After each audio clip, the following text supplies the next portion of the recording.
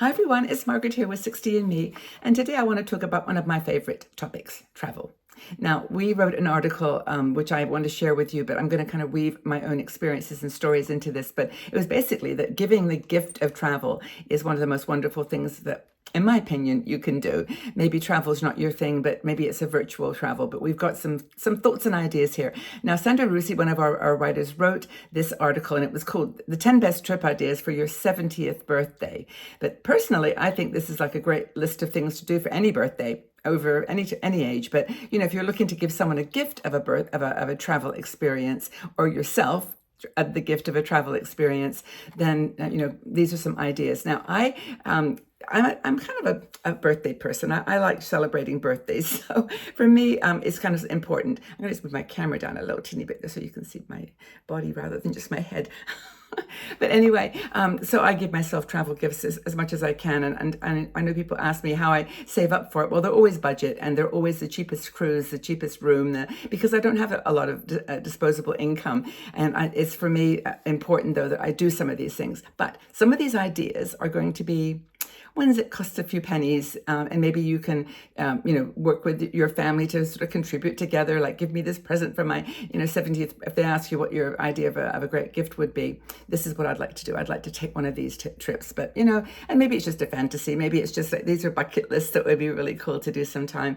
And so I'm gonna just go for it. So if you're turning 60, 70, 50, and you want some places to go, here are some memorable ideas for you. Now, whenever I go on a trip, I always use it as an opportunity to reflect. It's a time to look back on what's happened that month or that year or whatever the time period might be, but also to be looking forward to the future. And when you're away from your home in a new setting, it often is like the really great place to, by the way, I'm really hot today. This weather. It's beautiful, and I've somehow misplaced my fan, but I need to find it. So I'm using my paper here. Excuse me. And do you remember making those fans where you fold up? And anyway, I'm glowy. But here's some thoughts, because I think travel can be powerful. That's what the point I was trying to make there. So, luxury train journey. Okay, so not everybody loves trains, and not everyone has the ability to get on a luxury train, but there are some beautiful ones. And of course, I have to remind you about the Orient Express. And this is the one where you travel from London to Istanbul, and it takes that traditional route that everybody loves, and it's super, expensive. But it's a luxury, and that is what travel as a gift could potentially be. So I think that's an important thing to consider. This is not going to happen every single day of your life. This is a special occasion. Now, there are other trains. There's the Palace on Wheels, which is in India. There's a cross country in Australia, which looks really cool as well. So that's another option. And I actually quite like the trains in the UK, even though they often don't run on time. In the Caledonian Express, for example, that goes from Edinburgh to London, or London to the Highlands in Scotland. It's really, really cool. And I'm actually going to take it in a few weeks. I'm going to the UK for a trip, and that's how I get to Scotland. I always try to take it. You can get like a couchette in the train, or you can just get a seat. I'm just sitting in a seat this time. But it'll be really good fun. So that's train luxuries. Another one, and there's other ones, like just if you want to do like the Orient Express, for example, you don't have to do it on the Orient Express. You can do it like just local trains, and that's an adventure in itself. So that can be another plan. River cruising. River cruising is one of my favorite forms of cruising, because you're on a ship with like 200 people, 300 maybe max, and you're going slowly down a river. You're not in the ocean, so it's not, there's no real rough seas, and you're just kind of on a boat, on the water, floating down the river. The Rhine is a very famous one for Christmas markets. The Danube is also really well known for Christmas and just any time of the year. And then there's the Seine in France, and there's others that are just gorgeous. Mississippi in the United States. I know that I think Viking has just started some cruises down the Mississippi River, but you'll find lots of river cruises all over the world. And some are short, some are longer, but I actually really love them. And by the way, just throw it in here, we're going to be doing a river cruise on the Danube in December 25. Long way off, but we're planning it now. And if you're interested, let me know. Also, we suggest that people who are interested in our travel, because we've done like 4 different things now, to Bali, to Spain, we did a cruise. If you come to the Patreon supporters group, that's where we normally announce them first, the details and the sign up process. So that's another thing. But river cruising, great way to travel. Okay, here's one that I was very, very fortunate to do, but it wasn't a gift, it was a gift to myself. It was a Norway trip. And this was about 5 years ago. I went on a line called Hurtigruten, and it's a ferry that goes up from Bergen, which is sort of middle of Norway, to Kirkenes, which is in the north. And what do you get to see when you go in the north in the winter? Yeah, the northern lights, the aurora borealis. And this is for many people a complete bucket list item. It was for me. I would do it again. It was just a beautiful trip. And so that's a gift you can give someone, the gift of a Norway cruise. And I mean, you're not guaranteed to see the lights. If you go in, December, January, February, you've got a better chance. Not in the summer. No summer cruises trips because there is sunlight 24 hours a day.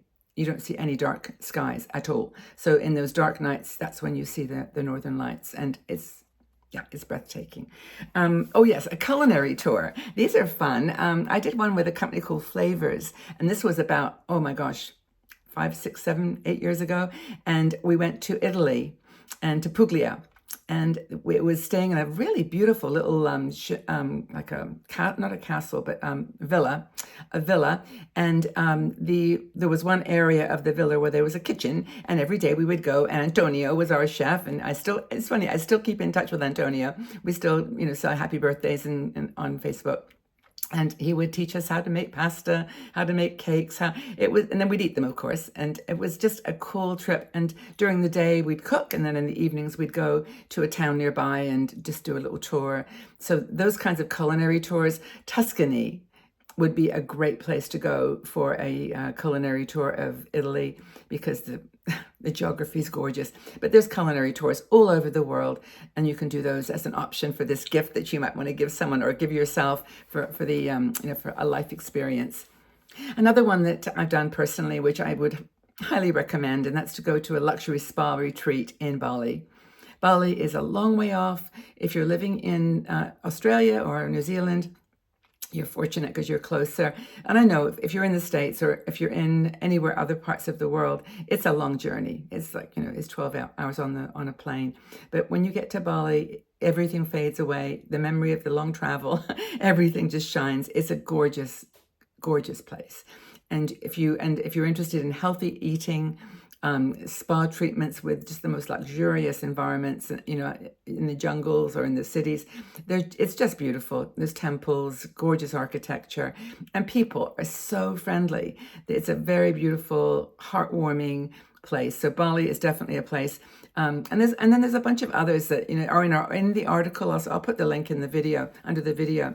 But it's like going to Japan during the cherry blossom season, going for a wellness retreat in Costa Rica.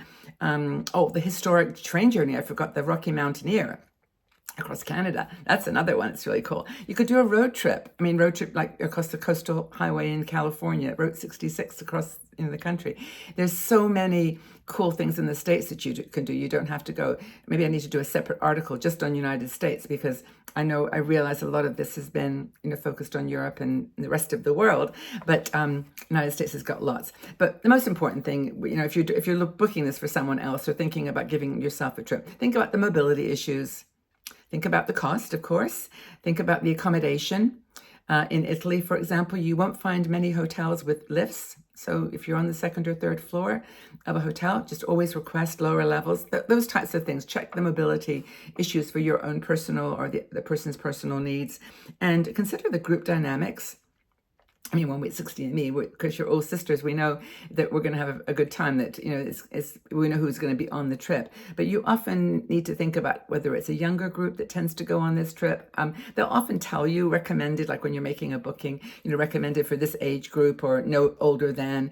And some of that's just because of the mobility issues, or their experience with that particular trip and an older demographic. And don't take it as a stereotype. In a way it is, but it's meant to be helpful so that when you're booking, you know, what's going to be possible, what's going to be kind of the option that you'll have. And what else? Oh yeah, research like local events and activities. Like right now, Andrea Bocelli, I think it's today, no, maybe next week, is doing a concert in Italy. He has a villa in Italy, and every year he brings in like all these amazing singers, Ed Sheeran and, you know, goodness knows who, and he does this concert. Now, if I'd known that a year ago, I just can't go next week because I'm traveling to the UK. But you know, I would have gone. So make sure that you check out the activities and festivals and things that make those kinds of trips even more beautiful and memorable. But anyway, I could ramble on, but I would say go to the article because Sandra did a really nice job of not just giving you the list of the places, but details and links and all that good stuff. So just, you know, check it out. And if you're interested at all in the cruise that we're doing in December 25, let me know because we'll be announcing that soon. But anyway, just want to make sure that you have some options if you're thinking about traveling. I don't know. And of course, if you haven't got the money, you haven't got the time, you haven't got the interest, there's always virtual travel. There's so much online, webcams, videos, thank goodness for YouTube. You can walk any street with ProWalk, so you don't have to spend a ton of money. You can just travel in your heart. Okay, everybody, have a fabulous day wherever you are, wherever you're traveling, and I appreciate you here. Thank you. And like the video if you thought it was useful, okay? Helps me with YouTube. Thanks again. Bye.